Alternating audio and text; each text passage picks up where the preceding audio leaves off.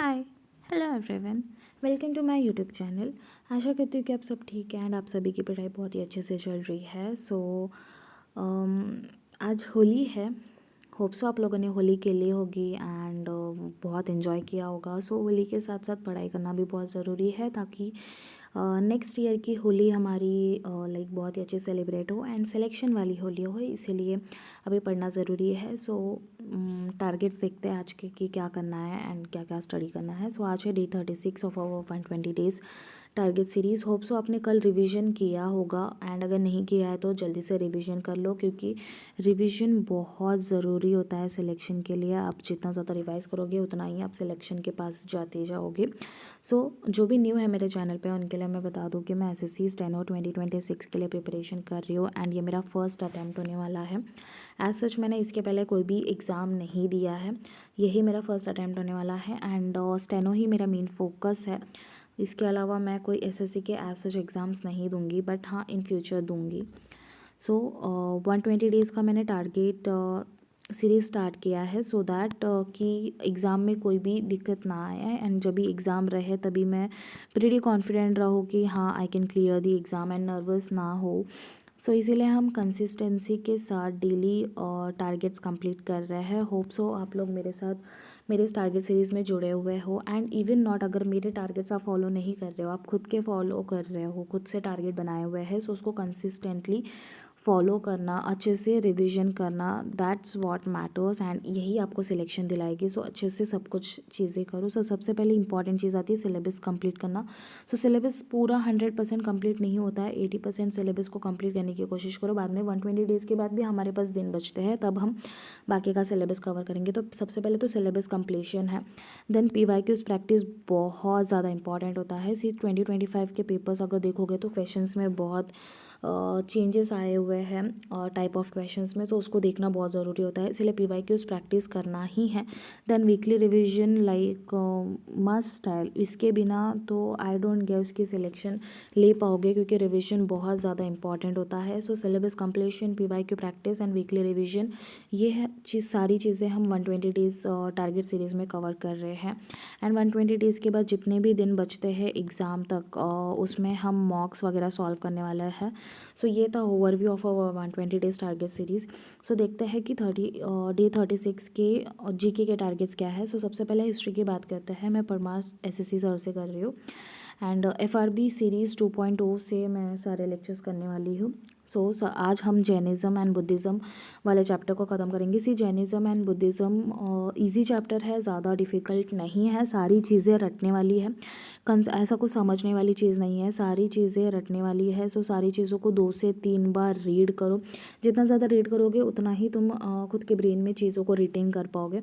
Jainism Buddhism में जितने भी तीर्थंकार है, जितने भी इंपॉर्टेंट पॉइंट्स है कि ये वाले जो गुरु थे वो उनकी डेथ कहाँ पे हुई थी, बर्थ कहाँ पे हुई थी, बुद्धिज़्म वाला कैसा है एंड ऑल दोस थिंग, सारी चीज़ों को अच्छे से ध्यान में रखो, क्योंकि इसके ऊपर क्वेश्चंस अच्छे खासे बनते हैं। इस टॉपिक को बिल्कुल इग्नोर मत करना, अच्छे से कवर करो एंड सारे ही कंसेप्ट्स को अच्छे से क्लियर कर लेना।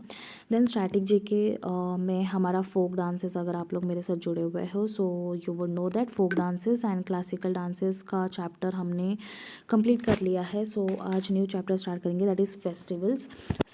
मैं वही स्ट्रैटेजी के चैप्टर सबसे पहले ले रही हूँ, जो कि एग्जाम पॉइंट ऑफ व्यू से बहुत बहुत बहुत ज़्यादा इंपॉर्टेंट है। आज हमें फेस्टिवल्स में आंध्र प्रदेश, आसाम, अरुणाचल एंड बिहार के फोक डांसेस करना है।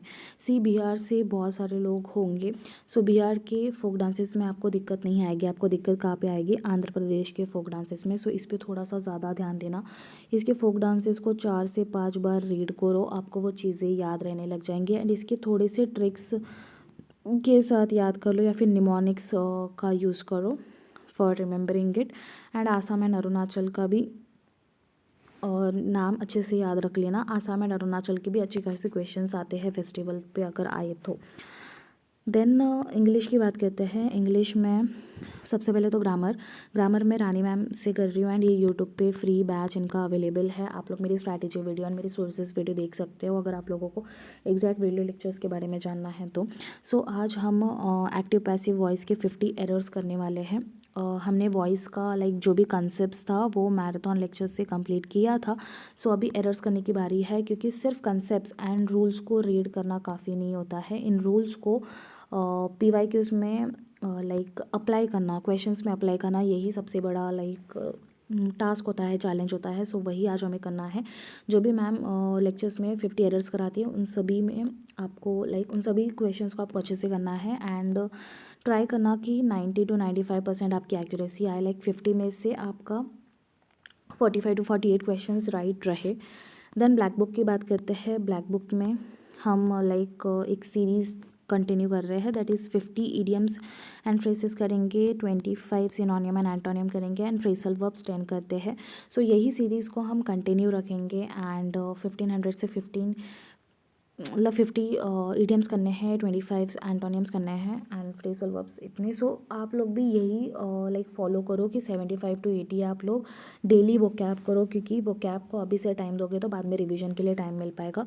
देन कॉम्प्रिहेंशन के लिए क्या करें, सबसे बड़ा क्वेश्चन यही होता है कि कॉम्प्रिहेंशन पार्ट कैसे इम्प्रूव करें। पैसेज में बहुत ज़्यादा मिस्टेक्स हो रही है, क्लोज में बहुत ज़्यादा मिस्टेक्स हो रही है, तो उसका एक ही सोल्यूशन है, एडिटोरियल्स करना। एडिटोरियल से क्या होता है, एडिटोरियल से आपकी रीडिंग इम्प्रूव होती है, रीडिंग के साथ साथ आपकी वोकैब इम्प्रूव होती है। सो रीडिंग एंड वोकैब ये दोनों ही चीज़ें इंग्लिश के लिए बहुत ज़्यादा इंपॉर्टेंट होती है, बहुत मेजर रोल प्ले करती है। इसीलिए हमें एडिटोरियल्स करना मस्ट है, एडिटोरियल्स करो ही। सो एडिटोरियल्स कहाँ से करना है, एडिटोरियल्स के लिए आप लोग डायरेक्ट न्यूज़पेपर रीड कर सकते हो, न्यूज़पेपर में एडिटोरियल्स आते हैं वो रीड कर लो। एंड इफ़ नॉट तो निमिषा बंसल मैम के चैनल पे आप लोग एडिटोरियल देख सकते हो, मैम डेली एडिटोरियल अपलोड करती है।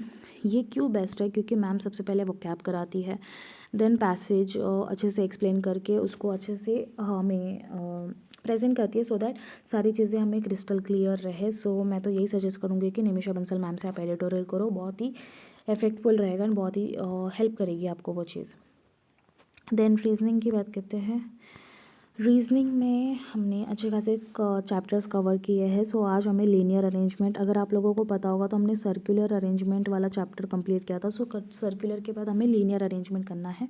सो लीनियर अरेंजमेंट का आज लेक्चर 1 रहने वाला है। इसके कंसेप्ट्स अच्छे से क्लियर करो, एग्ज़ाम में क्वेश्चंस बनते हैं। इसी रीजनिंग में हर एक टॉपिक से क्वेश्चन आता ही है, सो सारे ही कंसेप्ट्स को अच्छे से करना है। PYQs भी हम इसके करेंगे जब ये लेक्चर्स ख़त्म होंगे। सो पहले सबसे पहले तो लेक्चर्स को अच्छे से कंप्लीट करो। एंड ये कहाँ से करना है, मैं अनुभव धनकर सर से कर रही हूँ। माय पाठशाला चैनल पे आपको इनके लेक्चर्स मिल जाएंगे, 60 डेज़ के लेक्चर है, वो आप लोग देख सकते हो।